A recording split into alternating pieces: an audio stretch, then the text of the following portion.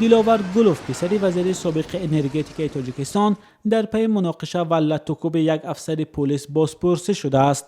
حادثه لطوکوب کارمند پلیس تخمینا در این مکان شب 8 ایول ساعت‌های 8 بیگاه رخ داده است و این کوچه یکی از کوچه‌های نه چندان بزرگ شهر دوشنبه است و در نزدیکی خیابان رودکی واقع است.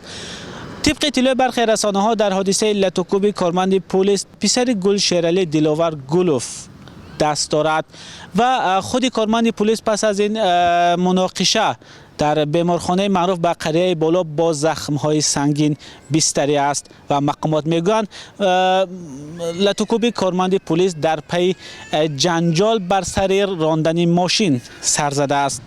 مقامات گفتند فعلا حادثه را تحقیق دارند و دیرتر جزئیات حادثه را شرح خواهند داد.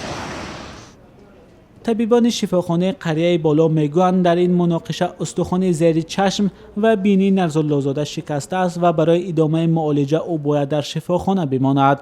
طبیبان شفاخانه همچنین گفتند که دلشاد نرزالله زاده از سرش نیز آسیب جدی دیده است.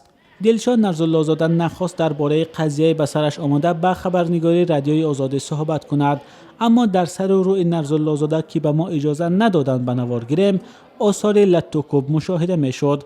او با دستش چشم چپش را می داشت و دیده می شد که آن سیاه است.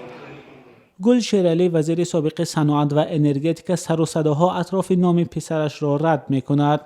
دلشاد نرزالله زاده کارمند ریاست مبارزه با جنایت‌های متشکل وزارت کارهای داخلی بوده است.